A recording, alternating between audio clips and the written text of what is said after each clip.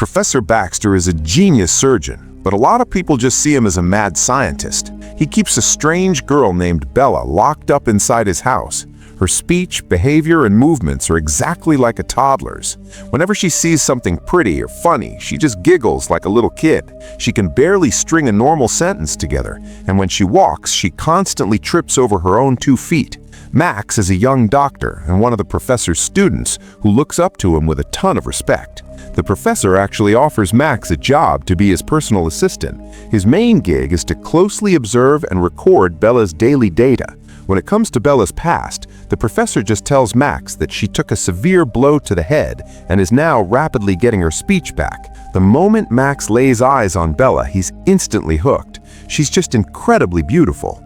Bella herself starts having a ton of questions about her own past. The professor explains to her that her parents actually died on an expedition, so she was left in his care. Meanwhile, Bella's progress is off the charts. She quickly learns how to speak clearly, and her balance gets way better. One day, she even manages to climb straight up onto the roof. After getting a glimpse of the massive outside world, she absolutely refuses to stay locked up inside those 4 walls anymore. She throws a tantrum, demanding to go outside, and threatens to smash every piece of equipment in the professor's lab if they don't take her. Giving in to her demands, the professor finally takes her out for a ride, but he constantly warns her that the outside world is incredibly dangerous, and literally anything out there could kill her. When their carriage pulls up near the woods, Bella immediately drops down and starts rolling around in the grass.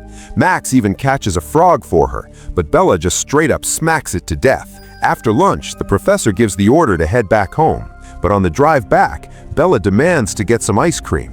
When the professor refuses to pull the carriage over, Bella instantly loses her mind, like a toddler throwing a fit. She screams at him and starts thrashing around so wildly that even 2 grown men can't hold her down. Left with no other choice, the professor has to sedate her to put her to sleep and bring her back home. After this whole crazy incident, Max gets super suspicious about what's really going on with Bella. He snoops around and finds some top-secret surgery files on Bella hidden in the house. Realizing he's cornered, the professor finally drops the bomb and tells him the truth.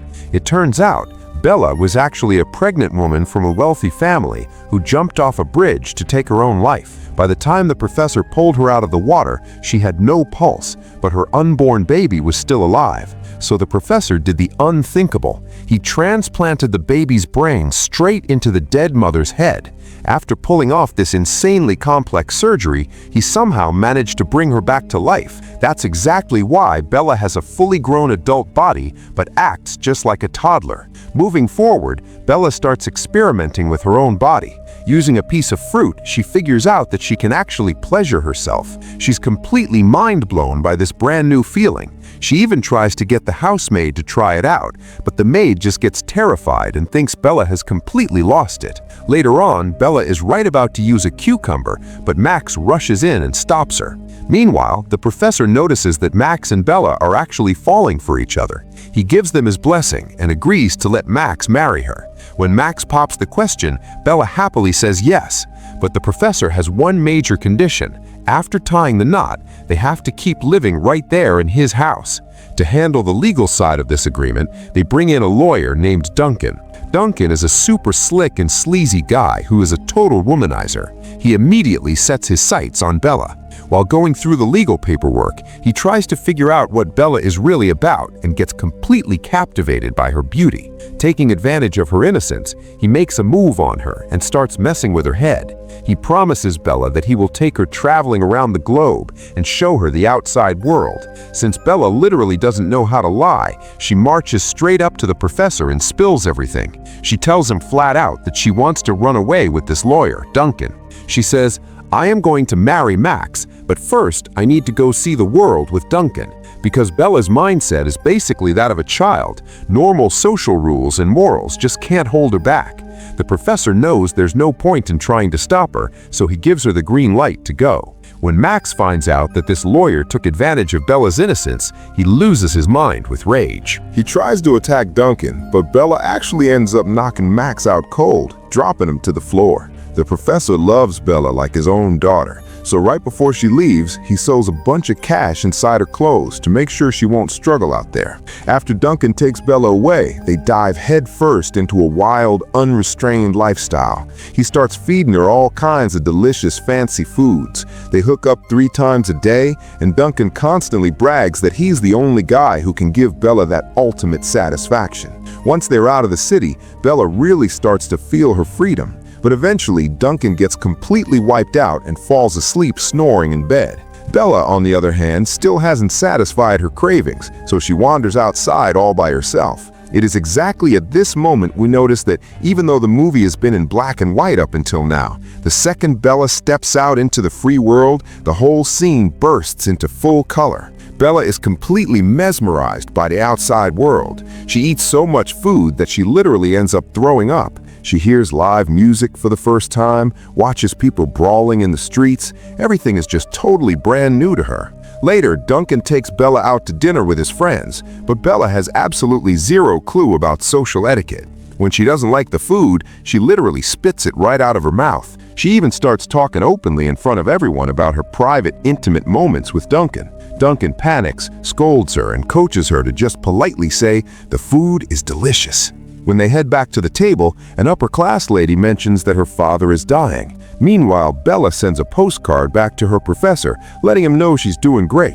But Bella's reckless, unfiltered behavior quickly becomes a massive headache for Duncan. He used to be a total player with other women, but now Bella's acting just as free and wild as he ever was. At one point, Duncan notices another guy checking Bella out, and he gets so furious that he starts a full-on fist fight with the dude. When he gets back to the room, he catches another guy hugging Bella, but Bella has literally no idea that this would even upset Duncan. Frustrated and losing his mind, Duncan starts drinking heavily and literally bangs his head against the table. To keep Bella firmly under his control, Duncan actually hides her inside a massive crate and smuggles her onto a ship. When Bella finally regains consciousness, she finds herself in the middle of the ocean on a massive luxury cruise liner. Duncan figured that out here on the open water, there was absolutely nowhere for her to run or escape. He tries to apologize to her, claiming he only pulled this crazy stunt because he is so deeply in love with her. But a furious Bella isn't having any of it and just locks herself inside the bathroom. Later on, she steps out onto the ship's deck and finds out they are heading straight for Athens. While wandering the ship, Bella ends up crossing paths with an older woman and a young black guy. In classic Bella fashion, she starts talking completely openly with them about Duncan's private life. They actually get a huge kick out of how brutally honest and unfiltered she is. Seeing Bella mingle with other people makes Duncan insanely jealous. He originally planned to just have some fun with her for a few weeks and then ditch her, but now he is completely obsessed and head over heels for her. He even ends up proposing, but Bella just flat out tells him she is already planning to marry Max. Getting rejected by a woman for the very first time in his life completely shatters Duncan's ego. Feeling totally defeated and depressed, he heads down to the ship's casino and starts gambling his sorrows away. Meanwhile, Duncan manages to track down another girl named Xiao Lan, whose mindset is also exactly like a little kid's. On the flip side, under the influence of the older woman and the young guy, Bella actually starts reading books. Duncan begs for her attention, but Bella completely ignores him.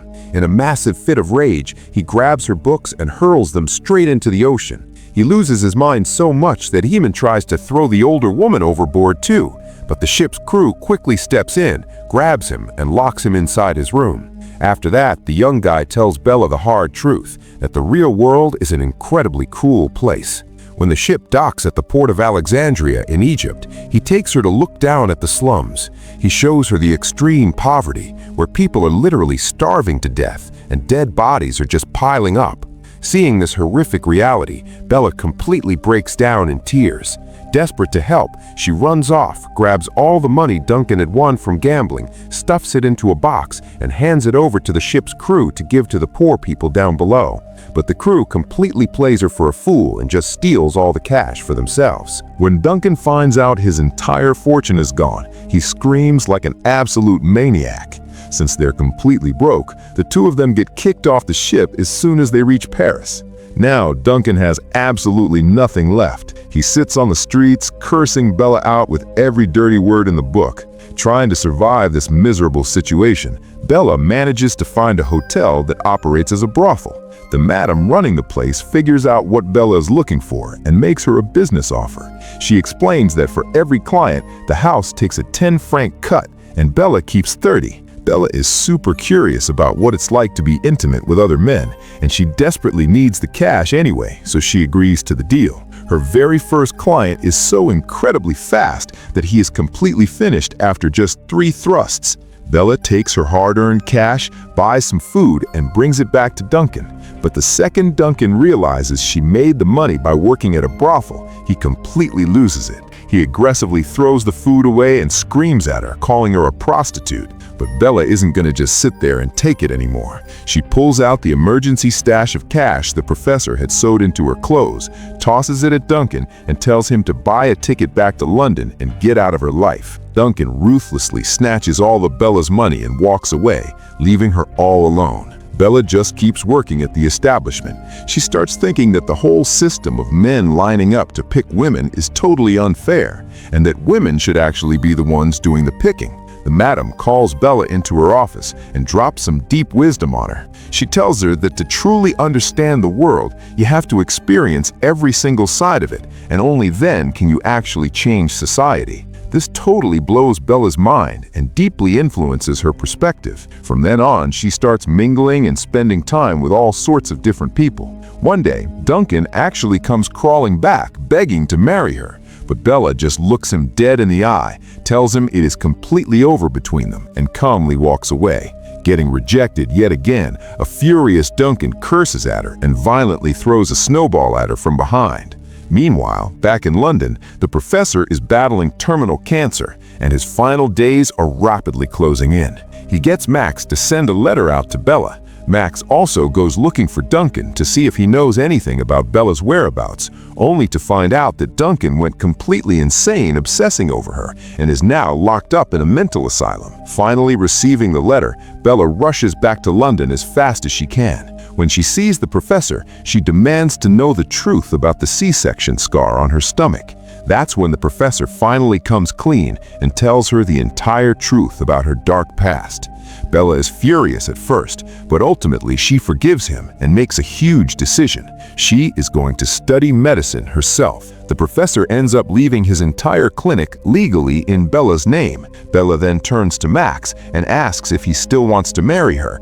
Max assures her that her past doesn't bother him one bit and that she has complete and total rights over her own body. Finally, they start their wedding ceremony at the church, but right in the middle of it, a military general suddenly crashes the event. It turns out this general was Bella's actual husband from her past life. He has absolutely no idea that she now has her baby's brain functioning inside her head. He explains that his wife went crazy while pregnant and tried to commit suicide, and he's been living in absolute misery ever since. Curious to uncover her past life, Bella decides to go back home with the general. But the very second they step out of the car, the general pulls out a gun, claiming he is terrified of his own servants. Once they get inside the massive house, Bella quickly realizes that this general is a terrifying, ruthless psychopath. He literally pours boiling hot soup onto a maid and sets a vicious dog loose just to prove exactly how cool he can be. The general plans to keep Bella locked up as his permanent prisoner. He brings her a glass of wine spiked with a strong sedative and casually mentions that he's bringing a doctor in to perform a twisted surgery to completely remove her ability to ever feel pleasure again. Bella looks right at him and reveals that she isn't actually his wife, she is his daughter. But the general doesn't buy a word of it and draws his gun on her. Waiting for the perfect opening, Bella strikes. She snatches the weapon right out of his hand, and during the intense struggle, the general ends up getting shot squarely in the foot. Bella drags the bleeding general back to Max's place to save his life, but instead of just patching him up, she has Max surgically transplant the brain of a literal goat straight into the general's head. After that, Bella stays right by the professor's side during his final moments and says her heartbreaking last goodbyes. with the professor gone, Bella is now the official master of the house. She fully dedicates herself to studying and prepping for medical school. And as for that cruel, ruthless general, he has completely lost his human mind and is now mindlessly crawling around the yard, eating grass exactly like a goat. And that is exactly where this incredible and honestly pretty bizarre story comes to an end. The actual name of this movie is Poor Things, directed by the brilliant Yorgos Lanthimos. When this film dropped, it completely took the world by storm. It absolutely dominated the 96th Academy Awards, taking home 4 Oscars, including Best Actress, Best Makeup and Hairstyling, Best Production Design, and Best Costume Design. Emma Stone's performance was an absolute masterpiece, scoring her a second career Oscar win. On top of that, the movie racked up over 20 major awards, including Golden Globes and BAFTAs. If you do a quick Google search, you'll see it sitting at a massive 93% fresh rating on Rotten Tomatoes, and the audience scores on IMDb are just as impressive. Now, it's true that this movie sparked a massive ton of debate among viewers. A lot of people strongly criticized some of the incredibly bold scenes and the overall direction of the plot. Some critics even question why a story about female empowerment had to take a detour through a brothel. But if you really look a little deeper, you'll see what the director was actually going for. He's using this whole crazy concept as a massive metaphor to show the entire journey of a human being, starting from a completely blank slate of a brain all the way to discovering the good, the bad, and the ugly of the real world. Another absolute standout feature of this movie is the cinematography. For the first 41 minutes, the film is entirely in black and white, perfectly capturing how Bella's life was strictly confined to a tiny limited bubble. But the very second she steps out and embraces the freedom of the outside world, the entire screen explodes into vibrant, breathtaking color. It's a brilliant way to show that whether it's good or bad, joyful or painful, this is what the real, unfiltered world actually looks like. Even if you just watch it as a purely visual or fantasy masterpiece, your time definitely won't be wasted. I know a movie with a storyline this unconventional might not be everyone's cup of tea. That's exactly why I'm going to hold off on giving any more of my own personal opinions on the plot. I'll leave the final judgment completely up to you guys. What do you think about the story of this movie? Do you think Bella's wild journey is a true symbol of ultimate freedom?